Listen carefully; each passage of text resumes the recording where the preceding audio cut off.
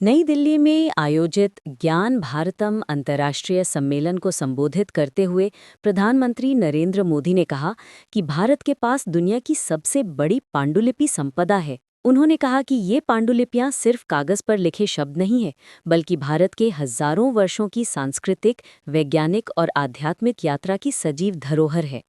आइए देखते हैं हमारे प्रधानमंत्री जी ने क्या कुछ कहा। साथियों, जब हम किसी मैन्युस्क्रिप्ट को देखते हैं तो वो अनुभव किसी टाइम ट्रेवल जैसा होता है। मन में विचार भी आता है कि आज और पहले की परिस्थितियों में कितना जमीन आसमां का अंतर था। आज हम कीबोर्ड की मदद से इतना कुछ लिख लेते हैं, डिलीट और करेक्शन का ऑप्शन भी होता है। हम प्रिंटर्स के जरिए एक पेज की हजारों कॉपीज बना लेते हैं, लेकिन सैकड़ों साल पहले की उस दुनिया की कल्पना करिए। तब ऐसे आधुनिक मटेरियल रिसोर्सेज नहीं थे।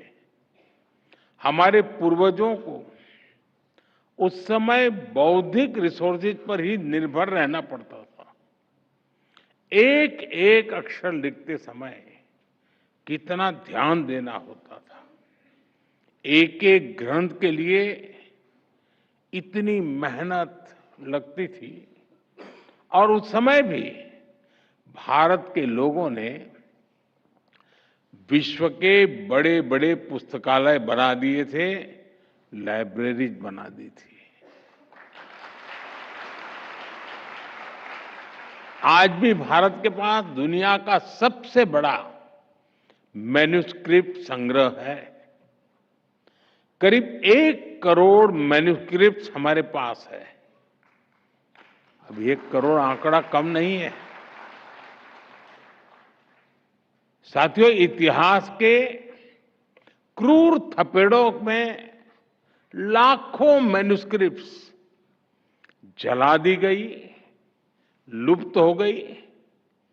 लेकिन जो बची है वो इस बात की साक्षी है कि ज्ञान विज्ञान पठन पाठन के लिए हमारे पूर्वजों की निष्ठा कितनी गहरी थी, कितनी व्यापक थी।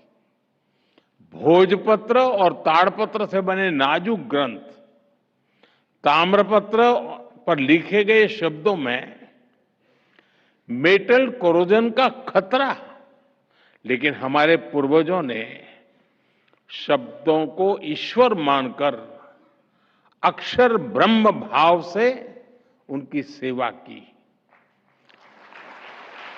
पीढ़ी दर पीढ़ी परिवार उन पोथियों और पांडुलिपियों को सहेजते रहे। ज्ञान के प्रति अपार श्रद्धा, आने वाली पीढ़ियों की चिंता, समाज के प्रति जिम्मेदारी, देश के प्रति समर्पण का भाव, इससे बड़ा उदाहरण कहां मिलेगा।